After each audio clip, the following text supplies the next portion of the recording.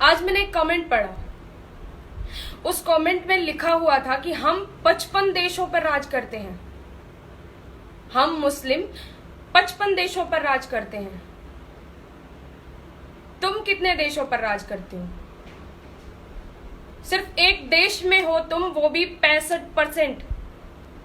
और वो दिन दूर नहीं जब तुम अल्पसंख्यक रह जाओगे इस देश में, तुम लोग हम लोगों के नीचे रहोगे, हम लोगों से दब कर रहोगे। इस कमेंट का जवाब जरूर दीजिएगा जिनसे मैंने ये सवाल पूछा है। मुझे बुरा लगा, लेकिन कहीं ना कहीं ये बात सही भी है, क्योंकि जिस तरह से हर रोज पूरे भारत में हर रोज साधु संतों को मारा जा रहा है, मंदिरों में उन्हें काटा जा रहा है, उनके गले काट दिए जाते हैं, उन्हें मारकर मंदिरों में बंद कर दिया जाता है, रातों रात पता भी नहीं चलता। जातियों के नाम पर हम लोग बटे हुए हैं। हम लोगों को कितना आसान होगा मारना। जो सनातन संस्कृति, जो सनातन धर्म पूरे विश्व पे राज करता था, विश्व गुरु हुआ करता था, उस संस्कृति को इस तरह दाबा कुचला जा रहा है।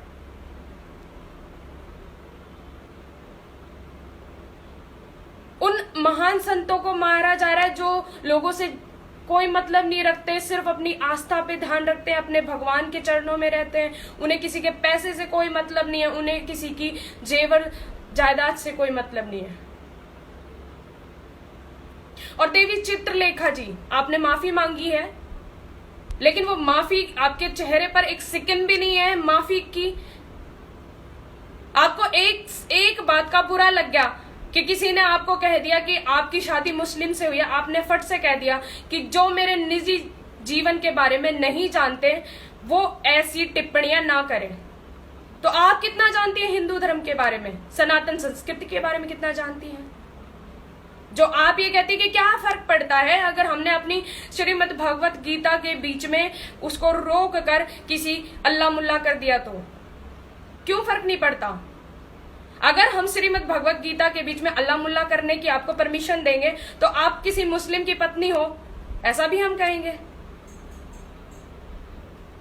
आपको सिर्फ एक शब्द का इतना बुरा लग गया। आपने तो हमारे पूर्वजों की, जो जिन्होंने हमारे लिए इतना किया, अपनी जान दी, अपना सब कुछ खत्म कर दिया सिर्फ हमारी संस्कृति को बचाने के लिए, आपने तो उन सबको दांव पे लगा दिया। एक शब्द का आपको इतना बुरा लग गया। और जो लोग व्यासपीठ पर बैठते हैं, जो लोग सही हैं, जो लोग मानते हैं कि सनातन संस्कृति सबसे ऊपर है, सबसे महान है, हमारे ग्रंथ सबसे महान है, वो लोग क्यों नहीं बोल रहे इनके बारे में? जिस धर्म का खाते हो, जिस देश का खाते हो, उस देश में कुछ भी हो रहा तुम्हें कुछ नहीं फर्क पड़ता। जया किशोरी जैसे बहुत सारे लोग हैं, फौजी भाई मर जाते हैं, कोई फर्क नहीं पड़ता। ये इतने सारे प्रवासी ये पैदल चल के जा रहे हैं, कोई फर्क नहीं पड़ता। अपने धर्म के बारे में बेफजूल की बातें की जा रही है, कोई फर्क नहीं पड़ता। क्यों? क्योंकि अगर आप लोग बोलोगे तो एक ही थाली के चट्टे बट्टे तो हो ही सब। बोलोगे तो तुम्हारी भी पोलें खुल जाएंगी, और अगर नहीं बोलोगे तो आप सबका बहिष्कार किया जाएगा।